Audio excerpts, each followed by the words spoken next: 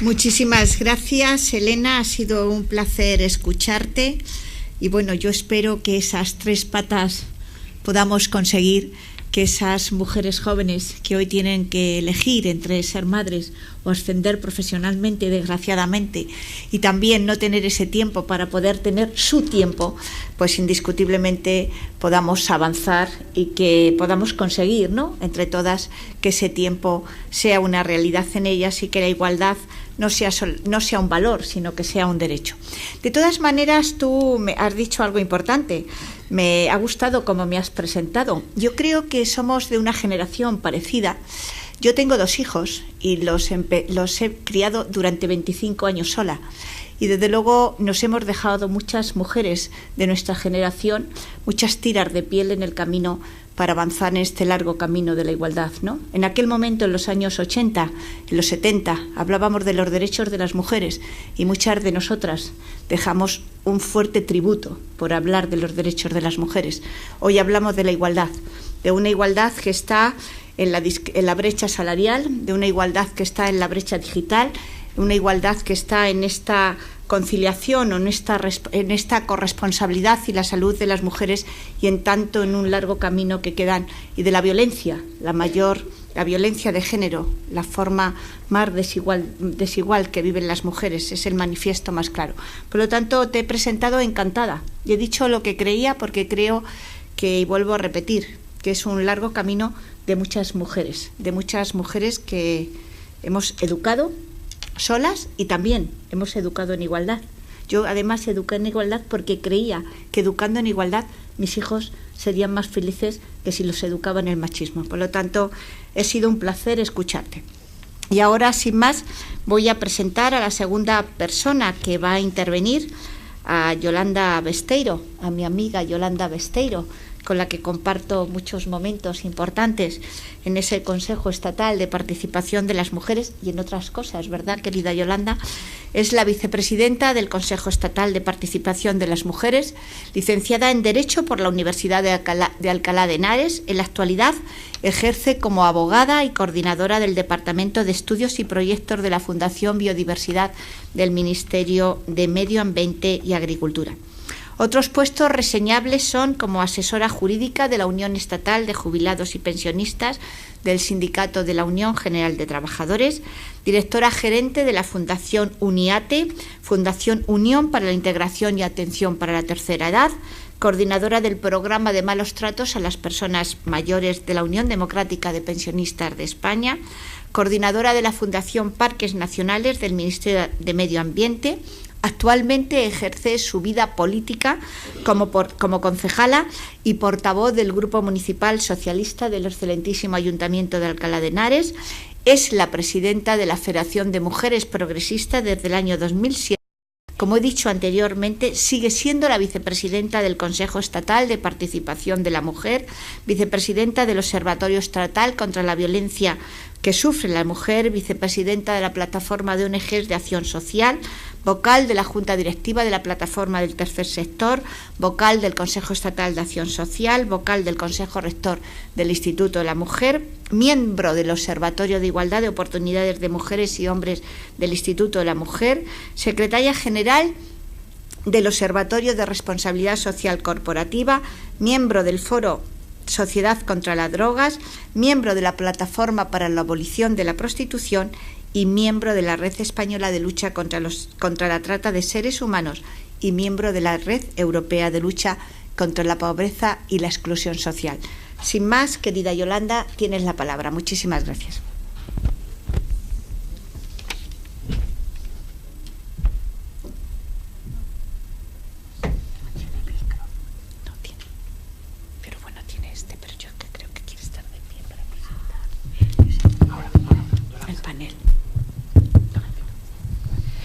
Bueno, pues buenas tardes a todos y a todas. Muchas gracias, querida Carmen, querida Elena, por permitirme compartir con vosotras esta mesa. Como no, muchísimas gracias a Soledad Muruaga, a la Asociación de Mujeres para la Salud, por contar conmigo y con mi organización, con la Federación de Mujeres Progresistas, para estar esta tarde aquí en este acto tan importante y una jornada en la que yo creo que tanto podemos compartir y tanto podemos aprender unas y otros, y sobre todo con un tema que yo creo que es de muchísima actualidad y en el que nos queda todavía muchísima senda por andar.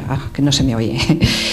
Las dificultades de la técnica, vamos a empezar con las dificultades de la técnica, de ahí que haya hecho esta cosa tan estrambótica de salirme fuera para intentar proyectar, porque como veis, por mis responsabilidades también en medio ambiente procuro no imprimir más allá de lo que sea necesario. Eso hace que no me traiga impreso el papel y como no puedo tener delante la pantalla, pues que tenga que hacer esta cosa tan rocambolesca de hablar desde aquí para intentar seguir con un poquito de orden la presentación que he preparado. Quizá, si me lo permitís, me voy a bajar mejor aquí abajo. Bueno, aquí ya en plan vedete total. Para intentar, yo creo que no os veis todas bien, vale, perfecto. Bien. Bueno, pues las dificultades de la técnica continúan. Ya, bueno. Bueno, pues me toca hablar de dos cosas complejas y que tenemos que unir en esta tarde, y que es importante que lo hagamos porque existen distintas iniciativas legislativas que nos van a afectar y nos afectan a todos y a todas, y también porque hay una propuesta para regular esta cuestión a nivel estatal que va a tener mucha repercusión y en el que todas y todos tenemos algo que opinar y algo que decir. En primer lugar, me toca aunar dos cosas. Una es la corresponsabilidad y la otra, aunar esto con algo tan complejo como es la custodia compartida impuesta, con la custodia compartida impuesta, que no con la custodia compartida en general. A mí se me ocurría que lo mejor para empezar sería hacernos primero esta pregunta, ¿no? Y es: ¿cuándo debe comenzar la corresponsabilidad? ¿Debe empezar cuando uno se separa, cuando uno se divorcia, o debe empezar realmente cuando uno es padre o es madre, ¿no? Bien, antes de nada, ya se ha hablado en mi intervención anterior, el responsable de todo, de por qué hablamos de custodia, de corresponsabilidad, de crisis en la salud de las mujeres a consecuencia de la falta de corresponsabilidad por las dificultades en la conciliación, pues el responsable de todo en este caso, ya lo ha dicho mi antecesora, pues es la división sexual del trabajo. Se espera de las mujeres que por el hecho de serlo, por el hecho de ser madres, pues tengamos que asumir el cuidado de todos aquellos que necesitan cuidado en las distintas etapas de la vida, y que además que esto lo hagamos en solitario, que lo hagamos de manera abnegada, que lo hagamos sin quejarnos y sin pedir nada a cambio, ¿no? Y sin embargo, como se ha explicado antes también, y no me quiero extender mucho porque tengo muy poquito tiempo, pues la división sexual del trabajo marca para las mujeres el cuidado y para los hombres pues el espacio público, el espacio del trabajo, el espacio del poder. Bien, las mujeres, como se ha dicho, nos hemos ido incorporando poco a poco, nos hemos salido de ese rol, de ese estereotipo de cuidadoras, un poquito, para compaginarlo y compatibilizarlo con el rol, con el rol no es nuestro rol, con el trabajo remunerado, y compartir el espacio público con los hombres en la medida que nos van dejando y en la medida también que vamos conquistando, porque no lo están cediendo, como muchas y muchos sabéis, de una manera muy, muy gustosa. Pues bien, igual que nosotras nos hemos ido incorporando al mercado de trabajo de manera remunerado, sin embargo, los hombres, lo que es al trabajo doméstico, el trabajo del cuidado, de la atención a la familia, pues se están resistiendo mucho. De tal manera que la manera de compatibilizarlo no ha sido otra para todas nosotras, sino que la doble jornada laboral, la triple jornada, según las distintas actividades que vayamos teniendo. No nos queda más remedio que ir compatibilizando una cuestión con la otra. Se espera de nosotras que hagamos el trabajo, que además cuidemos a la familia, y eso sí, los hombres han ido incorporando un poquito al espacio doméstico, pero solamente al espacio que a ellos les apetece, ¿no? Cuando se habla de la división del uso del tiempo y en qué emplean los hombres el tiempo, pues siendo muy generosos, cuando dicen que comparten con nosotras el cuidado de la atención de la familia o el espacio doméstico, donde se suelen centrar sus tareas es, como dice este señor de aquí del chiste, pues es precisamente en cuidar al niño de los ratos libres, jugar con él, arreglar el coche cuando toca o cuestiones así, cuestiones de bricolaje, pero vamos, y eso siendo muy generosas con lo que es la ocupación del tiempo. Mientras tanto, somos nosotros las que nos tenemos que ocupar absolutamente de todo, con el peso que esto implica para nuestra salud, como se explicará a lo largo de la tarde. Algunos datos. Se ha explicado también por Carmen Plaza anteriormente. ¿Qué nos dicen los datos? Pues los datos nos ponen de manifiesto que la corresponsabilidad hoy por hoy no existe. Es todavía una utopía, es una falacia, todavía no lo hemos conseguido. Basta algunos pequeños datos, estos que he traído yo. Por ejemplo, el 93,80% de las excedencias por el cuidado de los hijos las solicitan las mujeres. Los contratos a tiempo parcial, el 76% son mujeres, y cuando se les pregunta que por qué trabajan a tiempo parcial, en el 97% de los casos dicen que lo hacen para poder compatibilizar el cuidado de la familia con el trabajo. Y también otro dato que también me parece importante a tener en cuenta por el tema que vamos a abordar es que los padres que reclaman para sí la custodia de sus hijos es apenas del 1,5% en los procesos de separación y divorcio de mutuo acuerdo y apenas un 10% en los procesos contenciosos. Carmen Plaza ha añadido otro dato que a mí me parece también ilustrativo, y es que los permisos de maternidad en el espacio del tiempo que se pueden compartir y se pueden disfrutar indistintamente el padre o la madre solamente se han solicitado o se han disfrutado por 5.000 hombres. ¿Esto qué nos pone de manifiesto? Pues lo que nos pone de manifiesto es que lo que os he comentado, que la corresponsabilidad todavía no existe. La corresponsabilidad todavía es una utopía a conquistar. ¿Y cuándo debe comenzar la corresponsabilidad? Yo creo que todas y todos estaremos de acuerdo que no con la ruptura de la relación de pareja entre el padre y la madre, sino que debe comenzar desde el nacimiento. Bien, la ausencia de corresponsabilidad con carácter general, y que somos las mujeres todavía las que asumimos el cuidado, nos sirve de introducción para entender un poco qué es lo que está sucediendo con la custodia compartida. A ver, yo creo que todos y todas las que estamos en esta sala estamos de acuerdo en que la custodia debe ser compartida. Es decir, las mujeres y los hombres deben asumir la parte de corresponsabilidad en el cuidado y atención de los hijos que a cada uno nos corresponde, y que eso debe ser equilibrado, igualitario, y que no debe haber un exceso ni por un sexo, ni por el padre ni por la madre. Por ambos progenitores debe ser un reparto equilibrado, y eso lo defendemos todos y todas.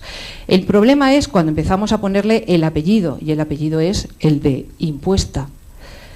Impuesta. ¿Qué significa impuesta? Pues significa que, a pesar de que no haya acuerdo entre el padre y la madre, a pesar de que los progenitores no estén de acuerdo, cuando se produzca una ruptura de la relación de pareja, la custodia compartida sea la primera opción. Es decir, se imponga a los cónyuges aunque no haya acuerdo. ¿Qué es lo que hay detrás de la custodia compartida impuesta? ¿Por qué hay esa presión social y esa exigencia? En primer lugar, a mí me parece que hay un engaño, porque cuando se habla de custodia compartida y no se le pone el adjetivo, que es impuesta, pues lo que se pone de manifiesto es precisamente eso. Cada vez consiguen más adeptos. El discurso público está claro, todos queremos y todas custodia compartida.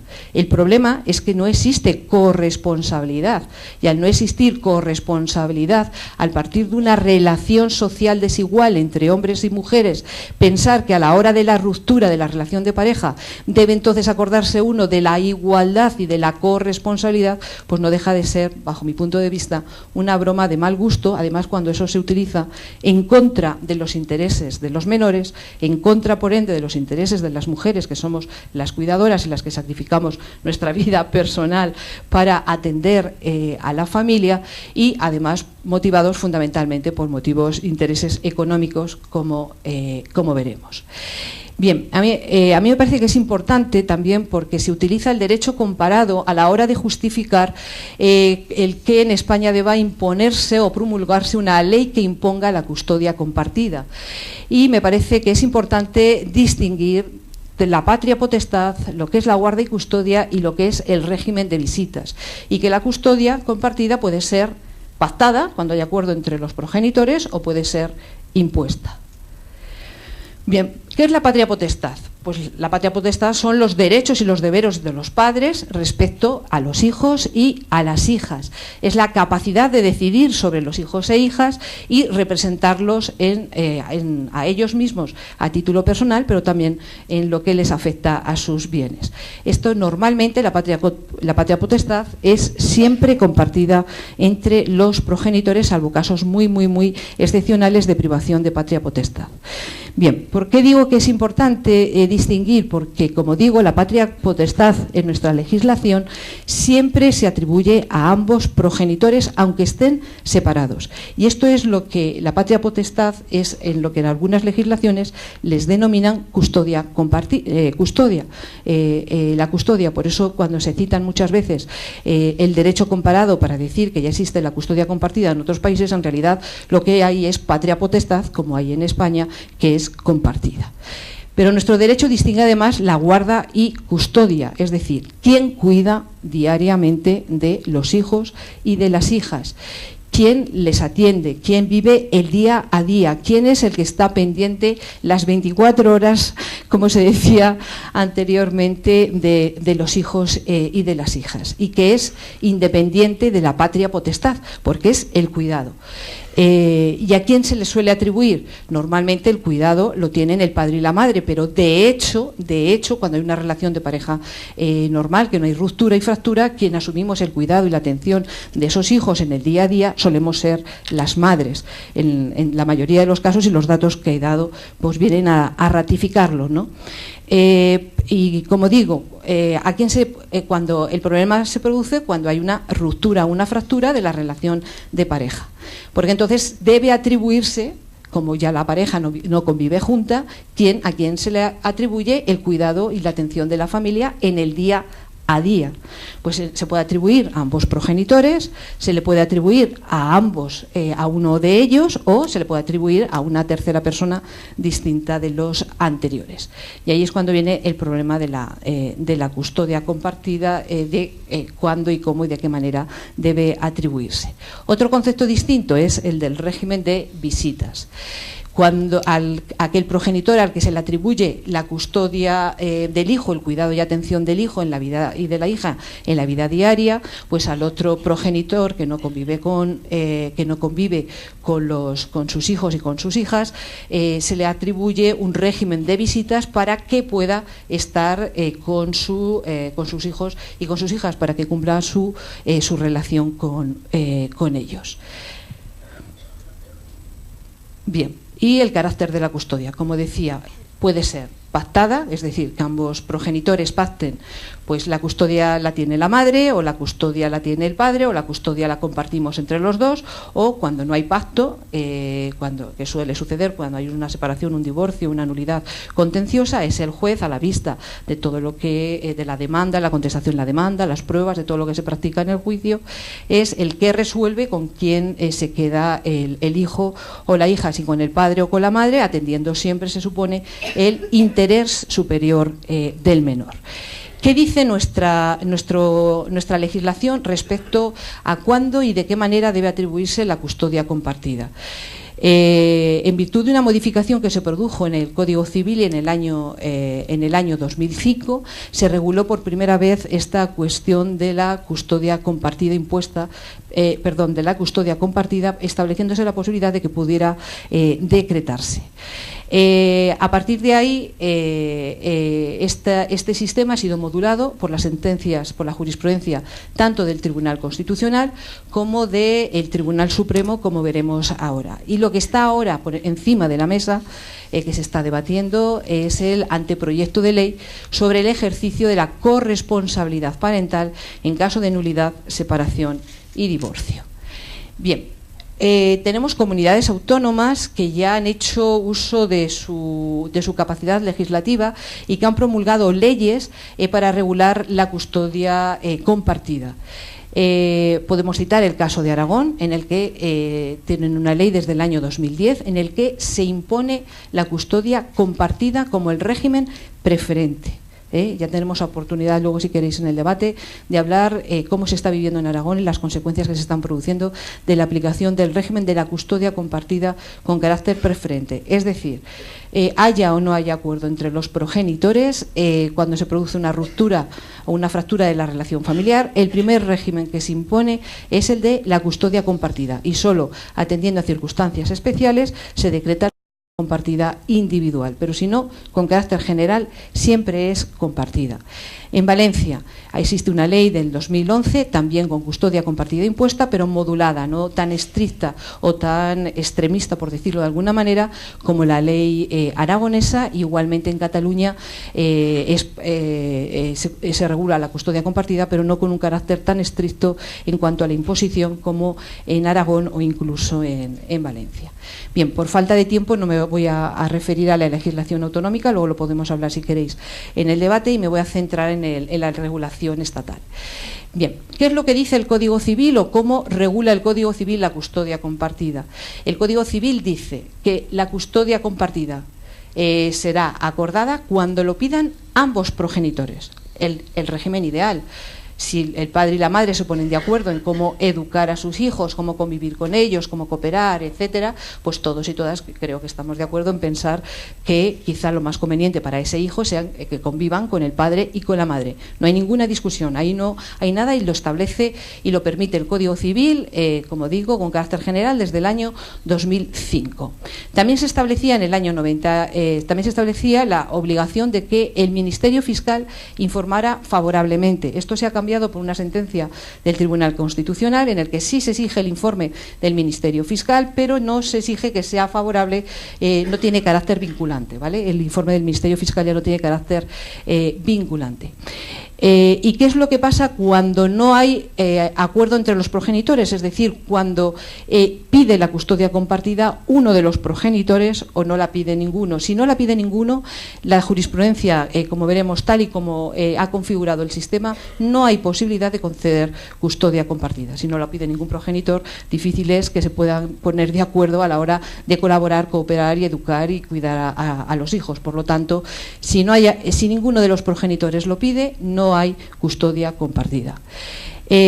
¿Cuándo se puede decretar la custodia compartida? Cuando lo pide uno solo de los progenitores, que es el carácter excepcional al que se refiere el párrafo 8, pues cuando el interés del menor requiera o exija que se le atribuya la custodia compartida a ambos progenitores. Es decir, cuando lo piden los dos, se otorga. Cuando lo pide solamente uno, lo otorga el juez, siempre que el interés del menor sea lo que recomiende y lo más conveniente para el menor o para la menor.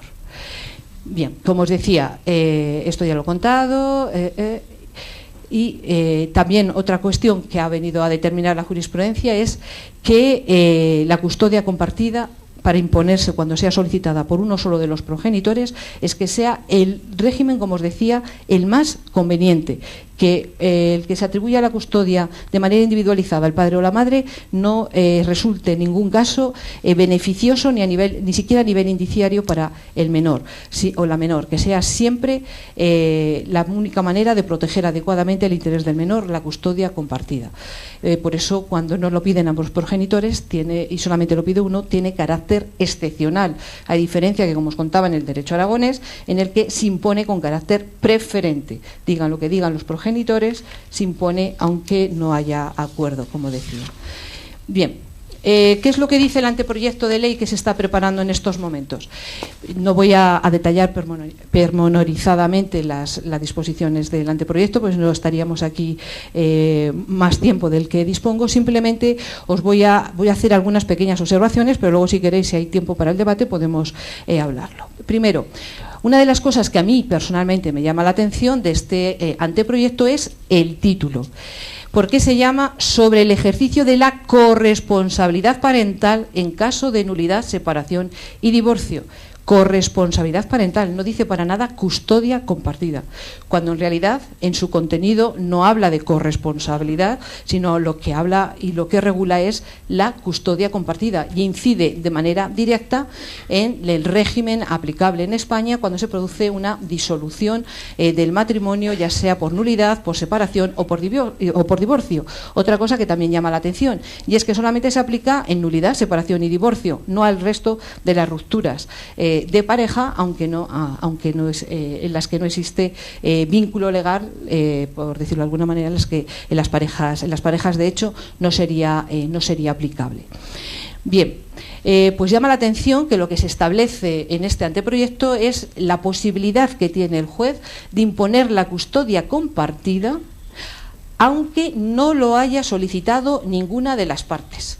Lo que a mí, sinceramente, me parece un auténtico despropósito, porque el hecho de que las partes no soliciten ninguna de las dos custodia compartida significa que no hay acuerdo ni entendimiento sobre la manera de ejercer de manera equilibrada, conjunta, consensuada, de colaboración, etcétera, el cuidado diario y la atención diaria de los hijos y de las hijas. Como si no se parte de esa premisa, es decir, ninguno de los progenitores tiene interés en que haya custodia compartida, el juez puede acordarla. Eso quizá para mí es lo más llamativo de la ley. Y otra cosa que llama la atención de la ley y que bajo mi punto de vista desde esa premisa está impuesta y desarrollada el resto de la legislación es que presume que el interés del menor, es decir, que el beneficio del menor es la custodia compartida. Es decir, que lo realmente beneficioso para el menor es que los padres y las madres compartan la custodia. En un mundo ideal, evidentemente, todos estamos de acuerdo en que lo mejor es que el hijo y la hija estén con papá y con mamá. Pero por desgracia no vivimos en un mundo ideal, sino que vivimos en el mundo real, en el que suele haber muchos conflictos, graves conflictos a la hora de una ruptura de pareja, y que además se suele utilizar a los hijos como arma arrojadiza unos a otros, y en los que existen además otros intereses que no siempre son el beneficio o el interés del menor, sino otros intereses más espuros, más inconfesables, y que perjudican notablemente a la vida del menor. Un ejemplo de que lo que se presume en la ley de que la custodia compartida es el interés del menor es que no es obligatorio ni tan siquiera oír al menor. Solamente se oirá al menor cuando se estime necesario de oficio o a petición del fiscal. Eso también nos parece un auténtico despropósito, que ni siquiera la ley ahora dice que deberá oírse al menor cuando tuviere suficiente juicio y en todo caso cuando sea mayor de 12 años. Que pueda acordarse una custodia compartida de manera impuesta, sin escuchar lo que tiene que decir el menor, teniendo además en cuenta que puede haber situaciones muy conflictivas o muy dramáticas, como por ejemplo, a nadie se nos escapa, la violencia de género no se denuncia y en la mayoría de los casos, en el 70% de los casos, se resuelven en los juzgados de familia, pues si no hay ningún indicio ni nada que aparezca o aparentemente pueda deducirse que existe una relación de estas características por debajo, nos puede hacer cometer un auténtico atropello, una auténtica atropelía con los menores. Bien, ¿qué pasa en el derecho comparado que tanto se cita por todos aquellos que hablan de custodia compartida impuesta? Bien, como primera opción, como el sistema de Aragón que os he contado, que se impone con carácter preferente, solamente existe en 2 países, que es en Bélgica y en Italia. De mutuo acuerdo, es decir, cuando lo piden ambos progenitores, que es el sistema legal vigente ahora en España, existe en Alemania, en Noruega y en Portugal. Y es posible, si lo considera el juez, siempre que haya una petición y lo recomiende el interés del menor, en el resto de los países: Francia, Inglaterra, República Checa, Dinamarca, Finlandia, Holanda, Suecia. Bien, lo que os decía, la custodia compartida es lo mismo que el interés del menor. El interés del menor exige que haya custodia compartida. Tenemos datos que nos permitan decir cómo... Ay, que vaya corriendo. Vale, venga, pues paso rápidamente porque sí que quiero que veáis esto del interés del menor. A ver, no hay estudios... Tenemos que ser igualitarios y justos Y Elena ha estado menos tiempo que tú, así es que date prisa. Bueno, venga, voy corriendo todo lo que pueda. A ver,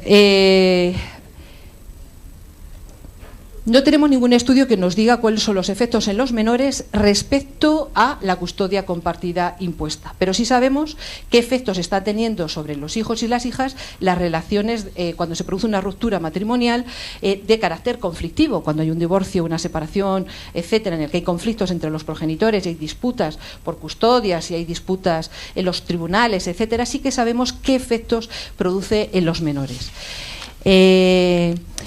Sabemos que cuando hay una relación conflictiva tenemos un problema de comunicación fluida entre el padre y la madre. Es decir, si el padre y la madre no se entienden, no se entienden, tienen una mala comunicación porque la relación entre ellos es mala, difícilmente pueden cooperar para tener para que una custodia compartida que exige ponerse constantemente de acuerdo sobre lo que afecta a los menores para que la custodia compartida sea exitosa.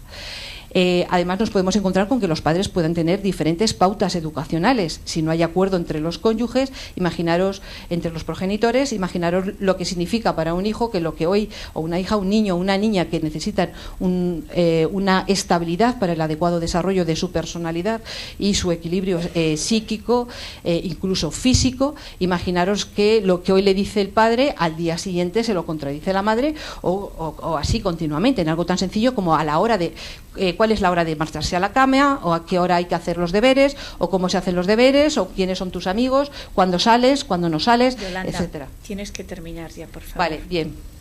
Es que llevas media hora. Vale.